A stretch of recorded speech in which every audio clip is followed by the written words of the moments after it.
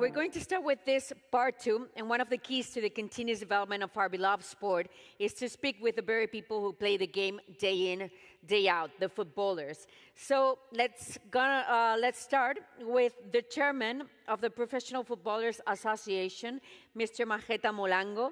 He's going to join us in this fireside chat in collaboration with FIFPro. And he's going to be with the moderator, Ben Jacobs. So please round of applause, un fuerte aplauso para los dos, para Mr. Maheta Molango and Ben Jacobs. Hello, welcome, bienvenidos. Y hasta luego. Good afternoon, everybody. It's great to be here at World Football Summit. Thank you very much for the introduction. Maheta is alongside me. I'm Ben Jacobs, sports broadcaster. And we'll dive straight in, no formalities, because we've got plenty to talk about in the next half an hour or so. What I would say is if you're enjoying the panel, make sure you get those phones out, take some pictures, and put some of these fantastic quotes that I know are coming on social media.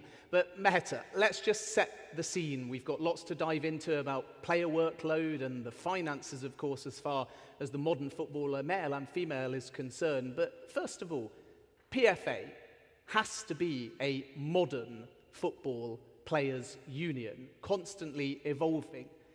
Tell me a little bit about the challenge and the struggle of ensuring that the PFA stays relevant. Well, the PFA is a bit of an unusual union because we represent both current players from the Premier League, Championship, League One, League Two, but also Women's Super League, so approximately 5,000 people, but also approximately 50,000 people who no longer actively play. So typically when you're part of a union, if you're a teacher, whilst you're an active teacher, then you can access your union. Once you stop being a teacher, you can no longer access your union. In our case, you can forever access the services of your union, so it makes it a very special type of organization. Equally, what makes us special is that we represent both male and female players, which is not always the case, and therefore we're able to maybe understand better what has worked on the men's side, but also what has not worked and not reproduce the same on the women's side. So it's a very interesting job because we cover a very kind of broad set of issues that go all the way from mental well-being to the calendar, to the to issues linked to someone's education. And I would say that what really surprised me when I first joined the PFA is also the fact that it's a very well-resourced organization, which means you can actually have a lot of very interesting projects. One of them being, for example, a pension scheme whereby 4% of all the transfer made within the UK are then put in a pot of money, and that pot is then used to have a pension scheme that applies across the various categories, which is something that I was not used in Spain, for example. I suppose you're well positioned personally as well because you played for a variety of clubs at different levels, whether the early part of your career at Atleti or Brighton or Wrexham. How have you been able to take experiences as a player and translate them into the PFA's strategic policy so you can represent, as you say, a very diverse array of footballers, male and female? Well, I was a bit of a journeyman, so you said it, not me. I think I really had the opportunity to see the positive of football and what makes you dream, but also the struggles that you can have in football. And a good example of that is when I joined Brighton, for example. I scored after 12 seconds, and I was supposed to be the next Bobby Zamora, and within 6 games I was not even in the squad. Those are the dynamics that people don't see sometimes on TV and makes football sometimes challenging. So I think the fact that I was a player myself, playing in different leagues and different countries, was very useful. But I would say that in my role, having been the CEO of Mallorca, probably I think also helped me a lot because I'm able to put myself in the shoes of a club. I understand some of the stuff they're trying to do, I understand some of the struggles, and I understand that, in life, and that's what I say to players, life is about rights and obligation, both. No? So I think we've been trying to be, whenever we can, an ally to clubs because we have in common a lot of important issues. There's no one-size-all-fits solution, though, for the modern footballer, and it's an ever-changing landscape. So talk to me a little bit about how you evolve. I'm sure that digital has been a factor. We saw in the last 24 hours that Brennan Johnson has come off social media because of abuse. We have racism that footballers have to encounter. inclusion is a big thing as well.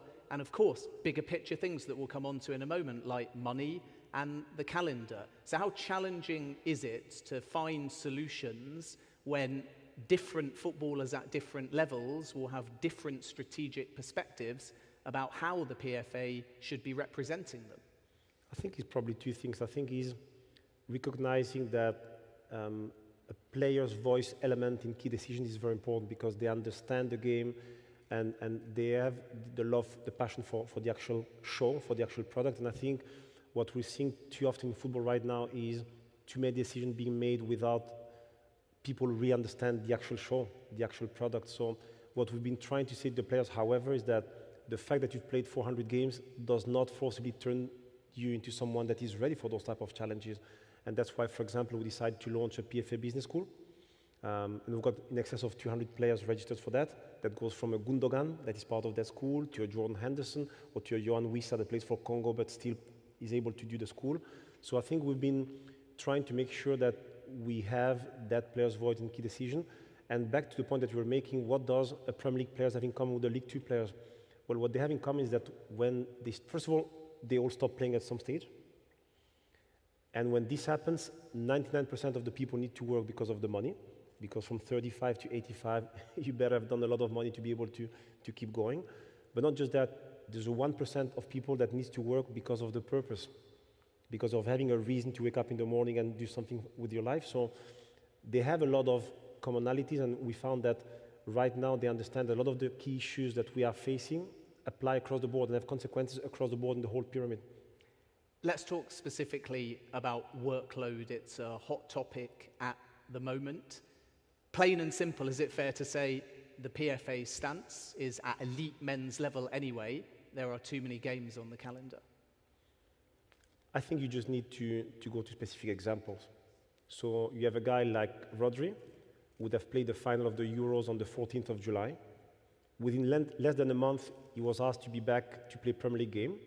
This season, he will play the entire season and possibly reach the final of the Champions League, which is on the 31st of May. Within 4 days, you need to go to the Nations League finals, which is from the 4th to the 10th of June. And then within 4 days, he's asked to be in the US to play in the World Cup, which is likely to last until mid-July, 13th of July. But then on the 8th of August, you've got the Charity Shield Cup. So how can you possibly do all this and not at some stage pick up an injury or drop your performance? It's a real problem. And what we're seeing is that don't just look at that specific season, look at the accumulation of seasons and look at the consequence. I think here in Spain, you've got a good example with Pedri. Pedri is someone who played 77 games in the season 2021, a player that we all want to see on the pitch. Well, now Pedri, the last 2 seasons, have not been able to play more than 35 games. This is just like a natural consequence of the calendar, which I think we've reached now, the breaking point. I think this season is a season where everyone sees it just does not make any sense.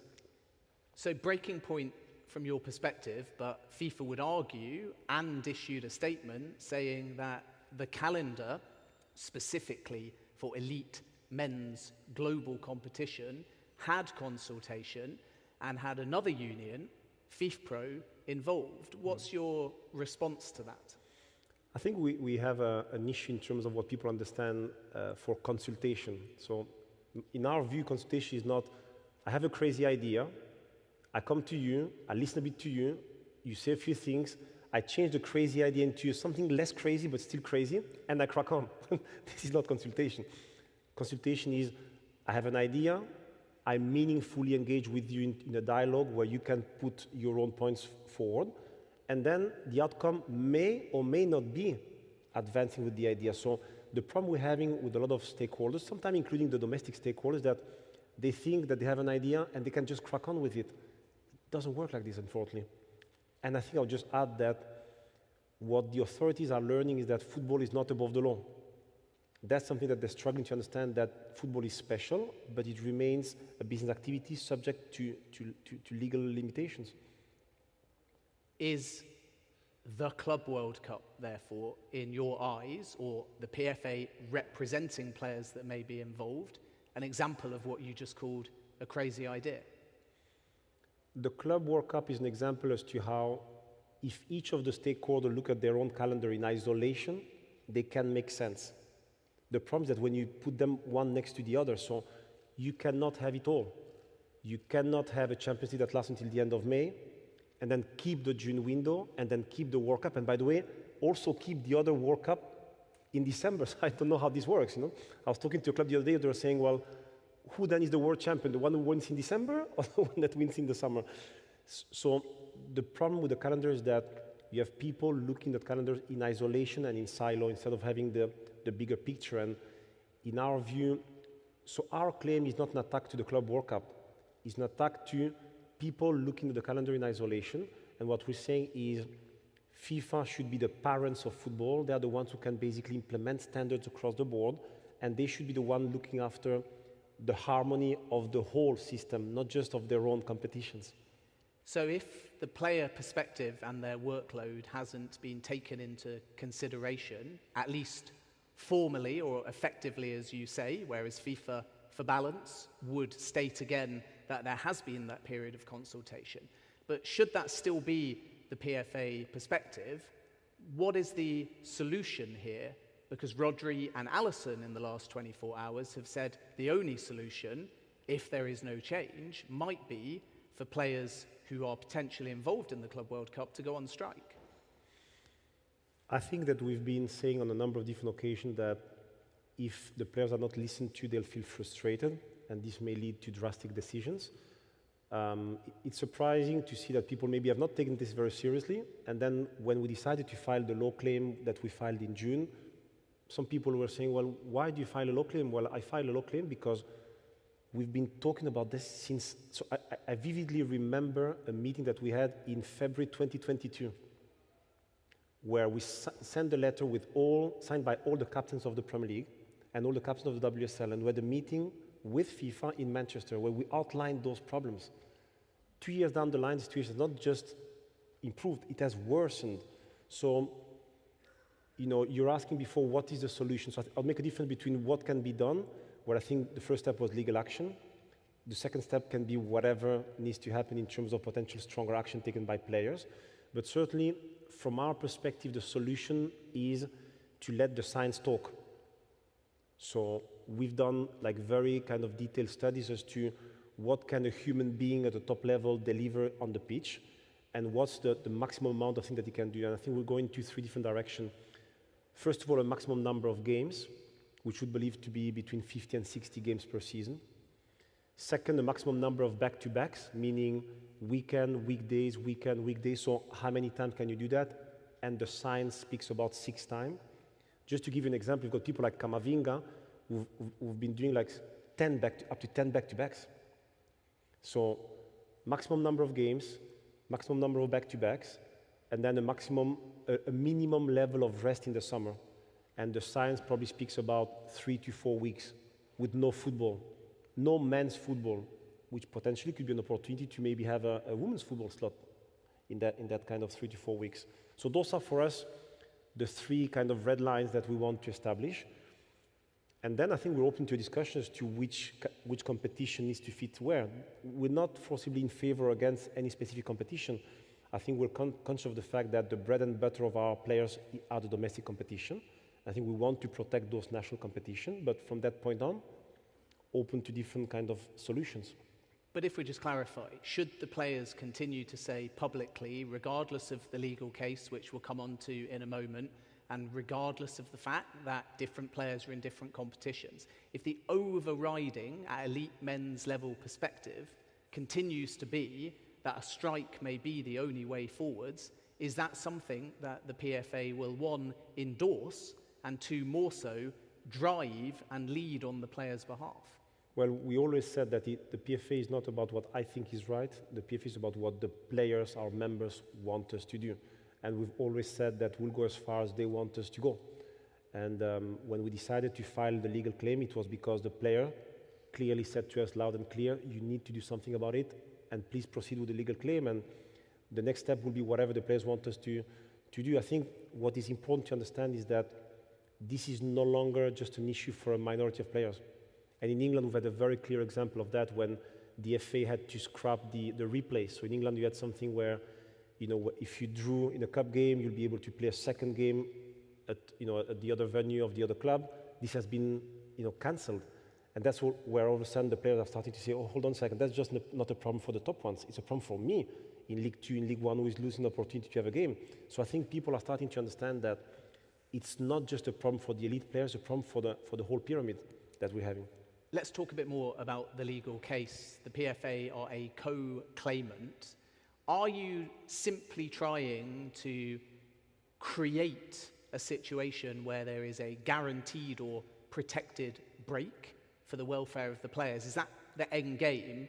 Or, as some maybe wrongly are writing or have construed, is this specifically a legal case to try and reverse or abandon the Club World Cup? I think the legal case goes in two directions. One is a question of governance. So we want to be able to make sure that, like in any other walks of life, employees and employers sit down and agree a collective bargaining agreement. This happens in any other industry, but in football, at least at international level. So the first thing is a governance discussion. And the second one is we don't target specifically the Club World Cup. We target the accumulation of different competitions that do not speak to each other. So what we would like, ideally, is a situation where you respect the three red lines I talked about, and then you figure out how the rest of the competition fit. If we can just talk about the women's side, because so many headlines are around play less, but there's plenty of female players at all levels of the game that want to play more.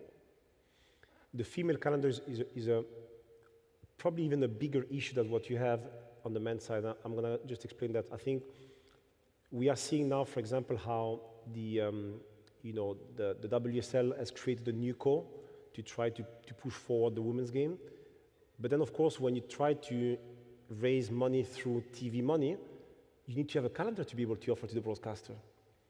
And what you find is that the current calendar on the women's side will never allow the WSL to grow at the pace that we would like it to grow because all the key dates are taken. We talked about, I think, 12 to 13 international breaks. How do you then go to a broadcaster and not think something meaningful? I frankly don't know. And the problem that you have as well is the separation between the ones who play international football and the one who play just domestic football. It's a big gap that you have there. So the situation on the women's side is very, very tricky, and we're concerned because ultimately women's football was built on national teams, whereas on the men's side it was the other way around. But if you want to continue growing women's football, you need to have strong leagues and strong clubs. And right now, the balance between national team and leagues is not right. If we talk about any footballer at any level, one solution, if you ask for an increase in workload, is an increase in pay. Do you think that footballers who are used to be paid per week might consider playing more if the financial compensation was simply improved? I think it's an interesting question. I remember Van Dijk being asked about that when they asked him, well, you complain about playing too much, would you actually take a pay cut? And I think it's a very unfair question because in reality what has happened is an increase in competition of national team games that the players do not benefit from.